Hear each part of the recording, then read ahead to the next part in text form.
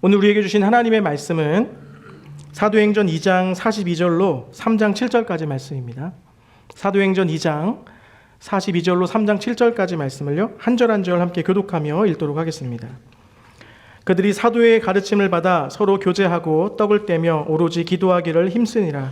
사람마다 두려워하는데 사도들로 말미암아 기사와 표적이 많이 나타나니 믿는 사람이 다 함께 있어 모든 물건을 서로 통용하고 또 재산과 소유를 팔아 각 사람의 필요를 따라 나눠주며 날마다 마음을 같이하여 성전에 모이기를 힘쓰고 집에서 떡을 떼며 기쁨과 순전한 마음으로 음식을 먹고 하나님을 찬미하며 또 온 백성에게 칭송을 받으니 주께서 구원받는 사람을 날마다 더하게 하시니라. 제9시 기도 시간에 베드로와 요한이 성전에 올라갈새 나면서 못 걷게 된 이를 사람들이 메고 오니 이는 성전에 들어가는 사람들에게 구걸하기 위하여 날마다 미문이라는 성전 문에 두는 자라. 그가 베드로와 요한이 성전에 들어가려 함을 보고 구걸하거늘 베드로가 요한과 더불어 주목하여 이르되 우리를 보라 하니 그가 그들에게 무엇을 얻을까 하여 바라보거늘 베드로가 이르되 은과 금은 내게 없거니와 내게 있는 이것을 내게 주노니 나사렛 예수 그리스도의 이름으로 일어나 걸으라 하고 7절 함께 읽겠습니다. 오른손을 잡아 일으키니 발과 발목이 곧 힘을 얻고. 아멘. 오늘은 사도행전 말씀 함께 살펴보려고 합니다.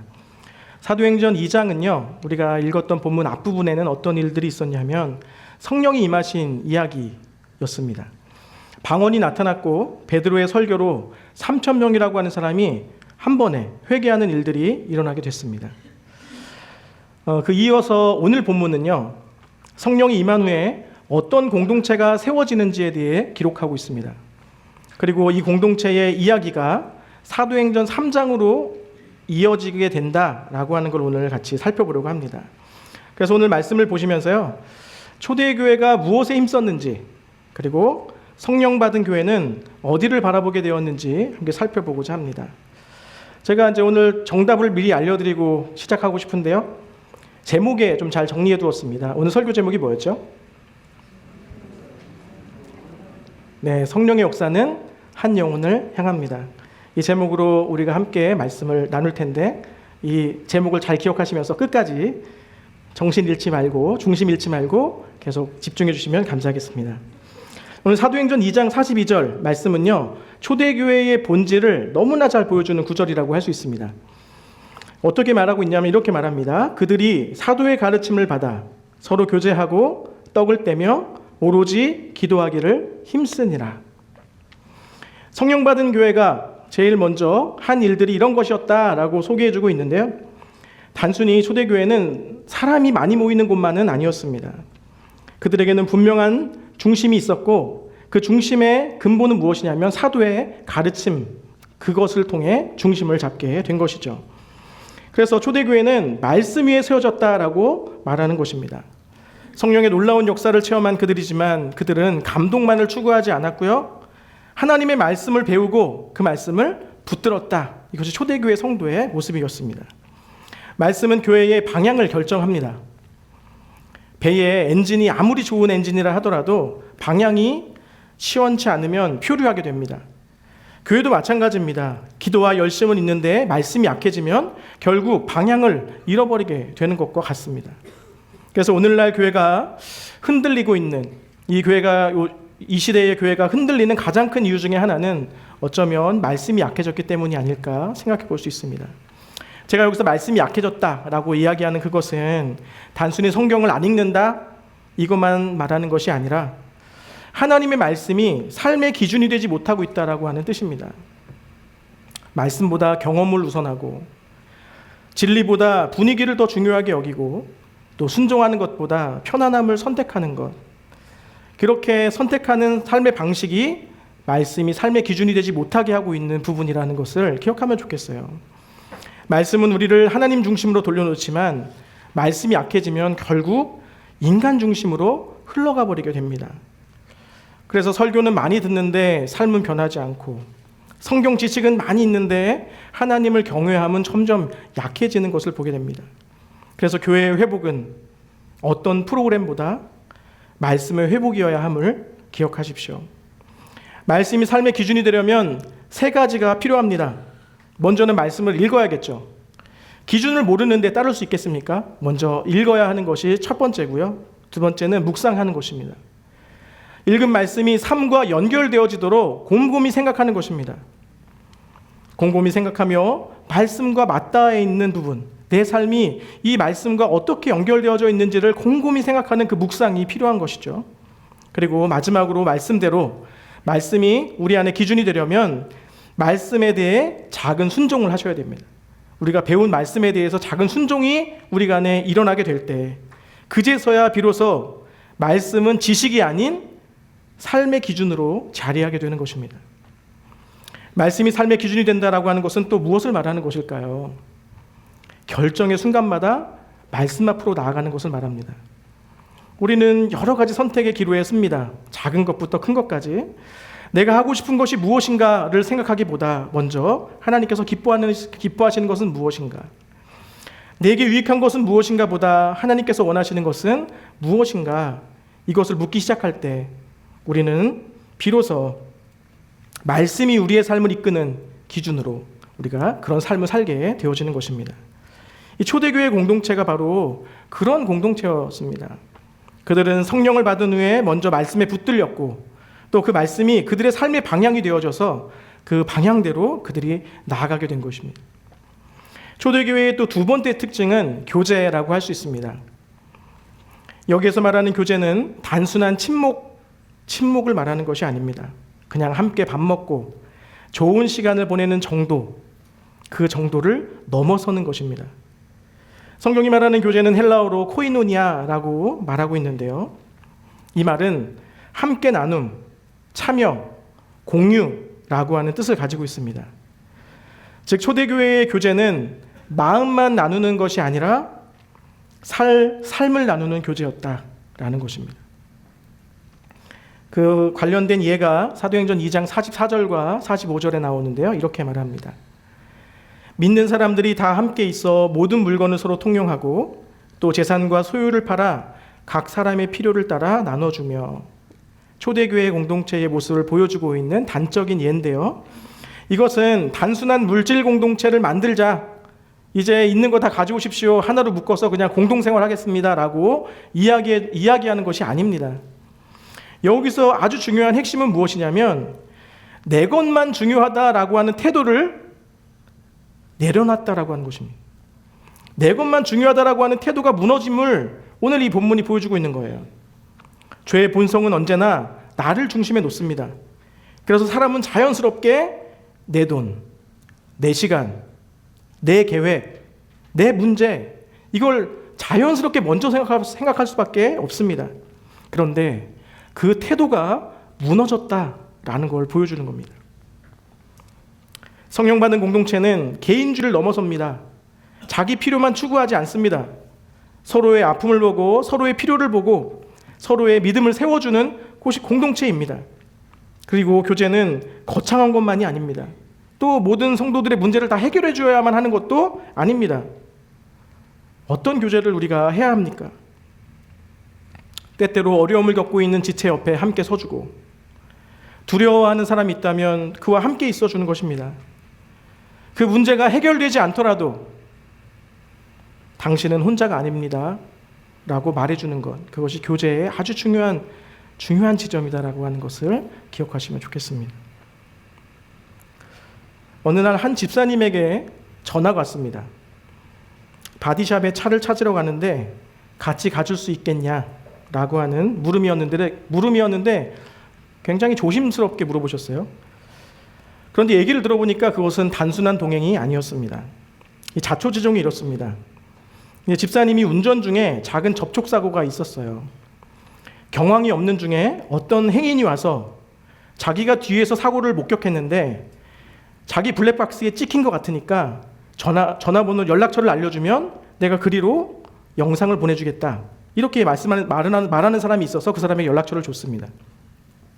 곧이어서 모르는 번호로 전화가 왔는데 지금 당신이 차를 운전하면 안 되고 토잉 트럭을 보낼 테니까 거기에 토잉을 맡겨라, 뭐 그런 이야기들을 막 오고 가면서 그냥 경황이 없이 그렇게 하기로 해서 그 전화 왔던 사람과 연결된 바디샵으로 그 차가 가게 되고요.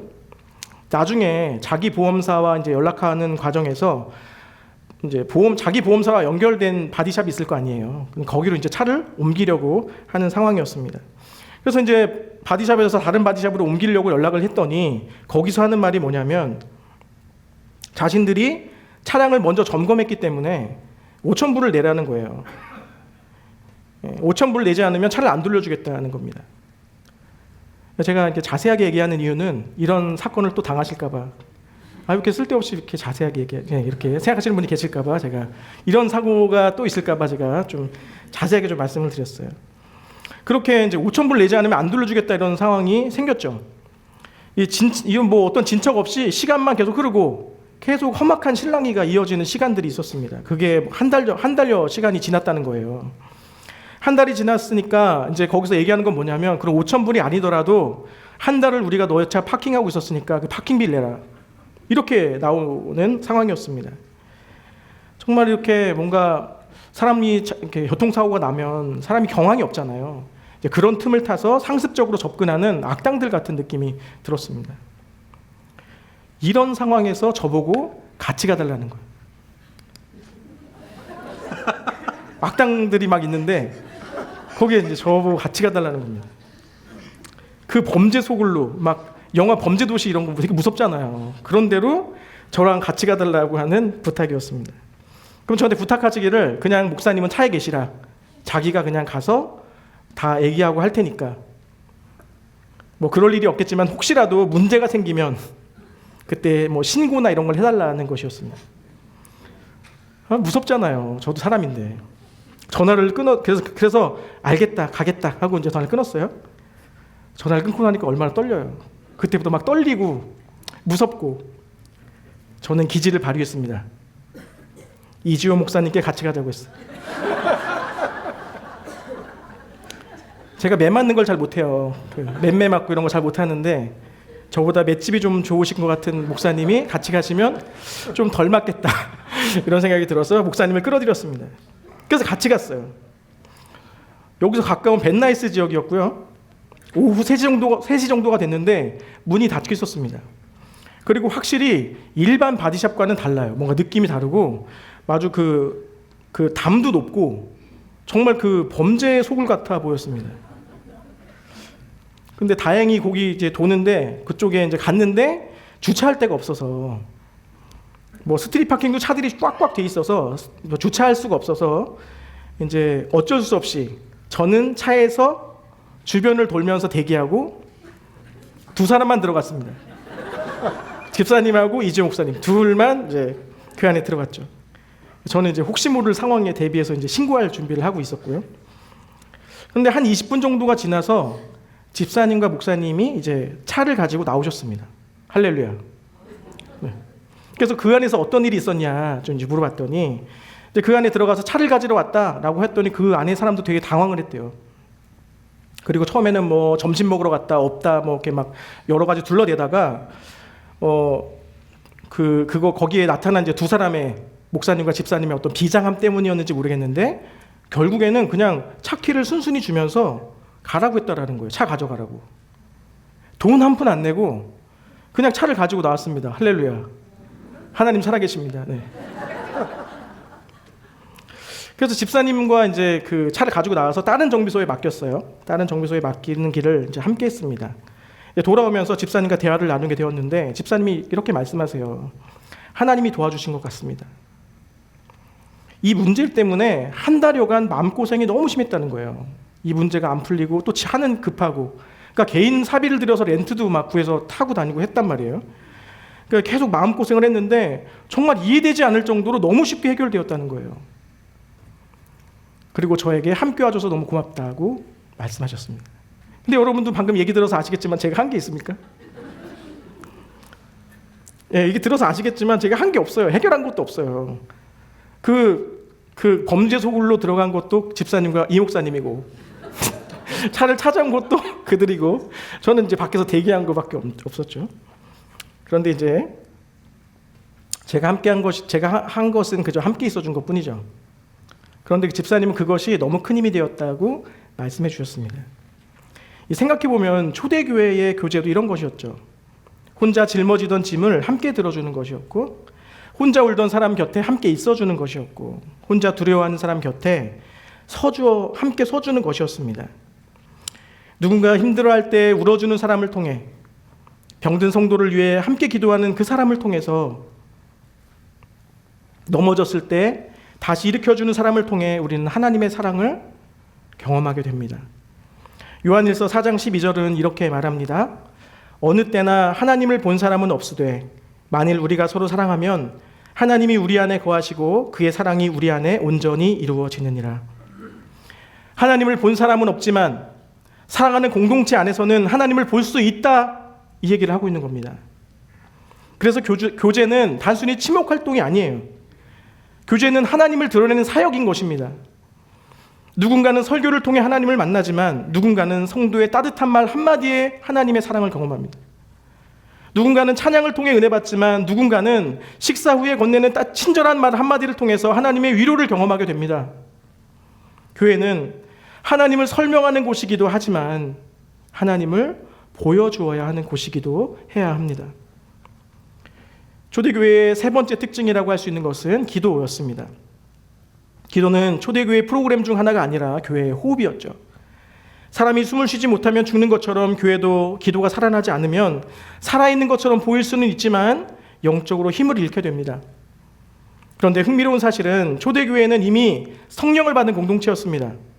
이미 놀라운 은혜를 경험한 곳이었죠. 그런데도 기도를 멈추지 않았다는 겁니다. 성령을 받은 사람은 자신의 능력을 믿게 되는 것이 아니라 오히려 하나님 없이는 살 수 없음을 더 깊이 깨닫게 된다는 것입니다. 신앙이 깊어질수록 기도가 줄어드는 것이 아니라 더 늘어나게 됩니다. 왜냐하면 내 힘으로 할 수 있는 일이, 내 힘으로 할 수 없는 일이 너무 많다라고 하는 것을 깨닫게 되기 때문에 그렇습니다. 그런데 우리는 기도를 어려워합니다. 기도가 힘들어요. 쉬워서 드리는 말씀은 아닌데 기도가 훈련되지 않았기 때문에 그렇습니다. 어린아이가 걸어가려면 얼마나 많이 넘어집니까? 걷고 또 걷고 넘어지고 그러다 결국 걷죠. 많은 훈련이 우리의 기도에도 도움이 되게 됩니다. 아이들이 넘어지기를 반복하다가 걷게 되는 것처럼 기도도 그렇게 훈련하면서 조금씩 늘어가는 것이에요. 다니엘은 하루에 3번 기도하는 습관을 가졌습니다. 예수님도 새벽 미명에 한적한 곳으로 가셔서 기도하셨죠. 베드로와 요한도 3장에서 습관을 따라 기도하는 자리 가운데 나아갔습니다.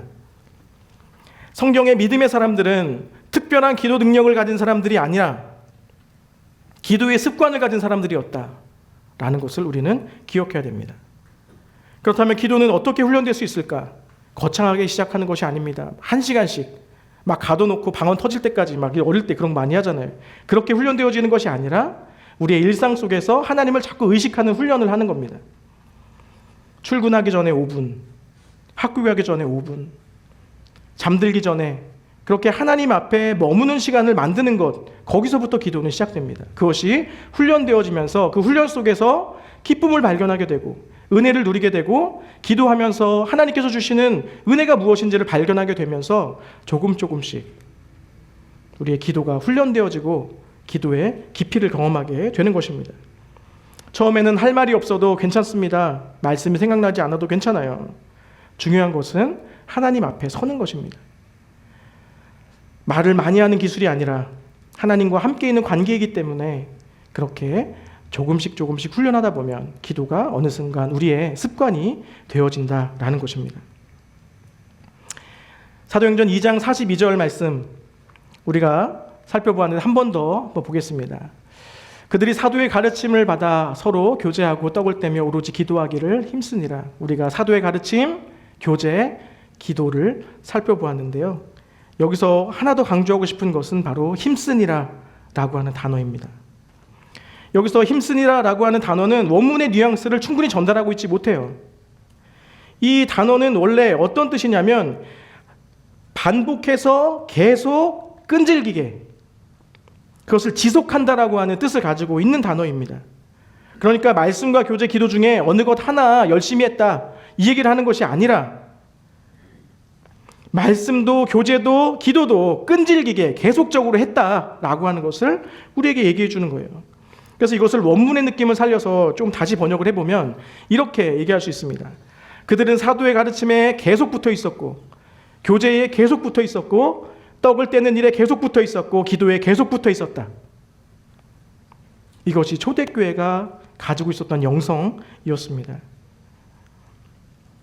성령의 역사는 한 번의 뜨거운 경험으로 끝나는 것이 아니라 하나님께 꾸준히 붙어있는 삶으로 시작된다라는 걸 우리에게 얘기해주고 있는 것이죠.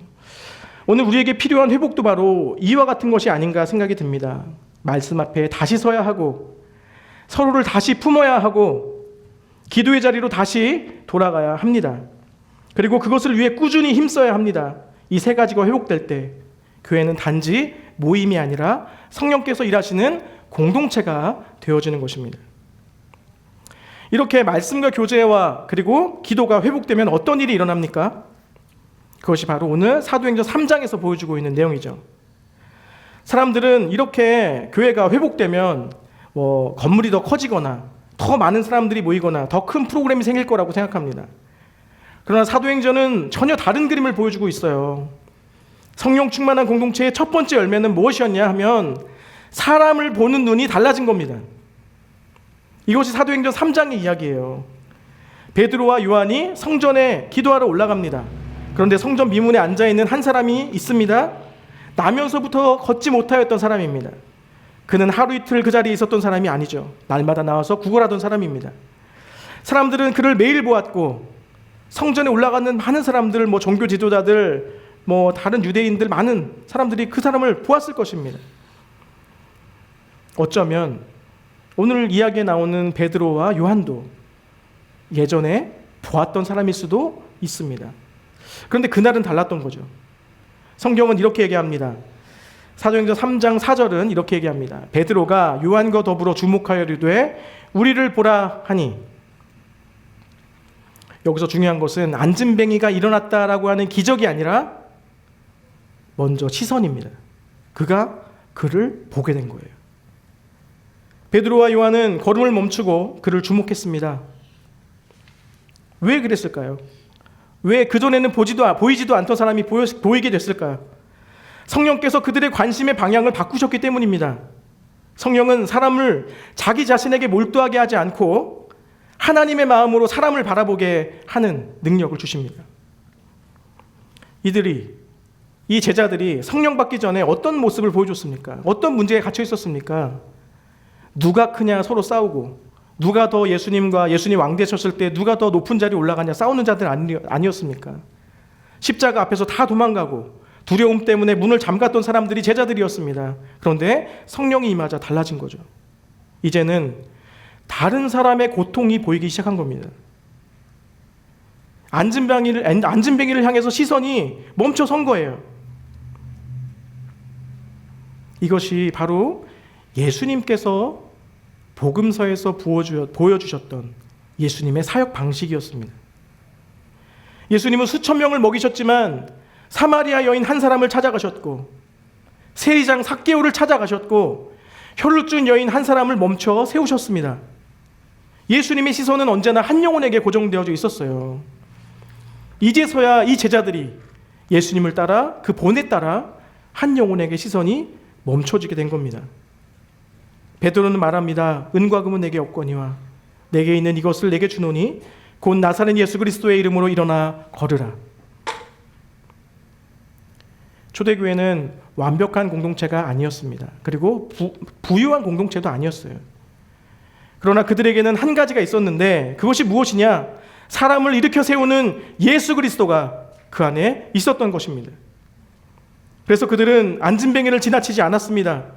오늘날 교회도 마찬가지입니다. 교회의 힘은 건물의 인원수에 있지 않습니다. 재정의 규모에 있는 것도 아닙니다. 한 사람을 일으켜 세울 수 있는 복음을 가지고 있는가 없는가가 교회의 힘인 거죠. 무너진 사람을 다시 일으켜 세우는가, 상처 입은 사람을 품어주는가, 지친 사람에게 소망을 전하는가, 영적으로 주저앉은 사람을 다시 세워주는가가 교회의 힘이라고 할 수 있습니다. 이것이 초대교회가 했던 일이고, 오늘 하나님께서 우리 교회에게 맡기신 사명입니다. 사랑하는 나성북부교회 성도 여러분, 사도행전 2장과 3장 사이에는 어떠한 화려한 프로그램도 없습니다. 특별한 전략도 없습니다. 다만 말씀이 있었고 교제가 있었고 기도가 있었습니다. 그리고 그 결과 사람을 보는 눈이 생겨나게 됐습니다. 사람들은 날마다 성전 미문을 드나들었습니다. 그러나 그곳에 앉아있는 사람을 보지 못했습니다. 보았지만 보지 못했습니다. 수없이 지나쳤지만 관심을 두지 않았고 보았지만 마음에 담지 않았습니다. 그런데 성령께서 임하신 후 베드로와 요한은 그를 보았습니다. 성령은 우리의 시선을 바꾸시는 분입니다. 성령은 사람을 자기 자신에게로 몰두하게 하지 않고 오히려 하나님의 마음으로 사람을 보게 하십니다. 나에게만 고정되어 있던 눈을 열어서 하나님의 마음으로 사람을 보게 하시는 것이 성령의 사역이다라는 것이죠. 이 사역이 바로 예수님의 사역이었습니다. 예수님은 언제나 한 사람을 향하셨죠. 삭개오, 사마리아 여인, 혈루증 앓는 여인. 예수님의 사역은 언제나 한 영혼으로부터 시작했습니다. 그래서 교회의 사명도 결국은 같습니다. 한 영혼을 향해야 하는 것, 한 영혼을 바라봐야 하는 것, 한 영혼을 품는 것, 그것입니다. 수많은 사람 속에 숨어있는 한 영혼을 발견하는 것이 중요합니다. 어쩌면 오늘 우리 주변에도 성전 미문에 앉아있는 앉은뱅이 같은 사람들이 있습니다. 늘 같은 자리에 앉아있지만 아무도 관심 갖지 않는 사람, 겉으로는 웃고 있지만 속으로는 마음이 무너져 있는 사람, 예배는 드리고 있지만 영적으로 지쳐있는 사람, 사람들 가운데 있지만 외로움 속에 살아가는 사람. 문제는 우리가 보고 있지 못하다라고 하는 것입니다. 이 말씀을 들으며 우리 자신에게 질문해 보아야 됩니다. 나는 누구를 보고 있는가? 나는 지금 그렇게 하나님께서 보여주시는 영혼에게 관심이 있는가? 성전을 드나들던 수많은 사람들처럼 그렇게 많이 오고 갔지만 앉은뱅이를 보지 못했던 것처럼 내가 그러고 있는 것은 아닌가? 이번 한 주 동안 하나님께서 우리에게 보여주시는 사람이 누군지 한번 찾아보시면 좋겠습니다. 위로가 필요한 사람은 누군지, 기도가 필요한 사람은 누군지, 복음을 들어야 할 사람은 누군지 말입니다. 성령께서 오늘 우리 나성북부교회에 말씀과 교제와 기도를 회복해 주시기를 원합니다. 더 나아가 우리의 눈을 열어주시기를 원합니다. 하나님을 향한 뜨거운 시선과 사람을 향한 따뜻한 시선을 모두 다 가진 공동체가 되기를 원합니다. 그래서 예수님이 한 영혼을 바라보시며 그 영혼을 도왔던 것처럼 우리도 한 영혼을 마음에 품고 예수님처럼 한 영혼을 일으켜 세우는 데에 우리 모두가 쓰임받게 되기를 예수님의 이름으로 축원합니다. 살아서 역사하시는 하나님, 오늘도 귀한 말씀을 통해 우리가 무엇에 힘써야 할지 보게 하심에 감사합니다. 우리가 소홀하였던 말씀과 교제와 기도에 하나님 우리가 더욱 마음 두게 하시고 그를 통하여 주님을 더욱 깊이 경험하는 자리로 나아가게 도와주십시오. 그리고 그 성령의 능력으로 말미암아 우리의 눈이 열려 한 영혼을 바라볼 수 있도록 은혜 허락하여 주옵소서. 우리에게 감각을 여셔서 위로가 필요하고 또 주의 도움이 필요한 귀한 지체들을 보게 하여 주시고 또 그 영혼들을 돕고자 하는 용기, 돕고자 하는 마음 하나님께서 허락해 주셔서 귀한 사명을 감당할 수 있도록 도와주시옵소서. 그리하여서 우리 교회가 한 영혼 한 영혼을 품고 기도하며 지쳐 쓰러진 영혼들을 일으켜 세우는 데에 쓰임받기를 원합니다. 한 영혼 한 영혼을 회복시키는 데에 쓰임받기를 원합니다. 주님, 우리 교회를 붙들어 주시옵소서. 오늘도 귀한 약속의 말씀 주신 주님 감사드리며 예수님의 이름으로 기도드립니다.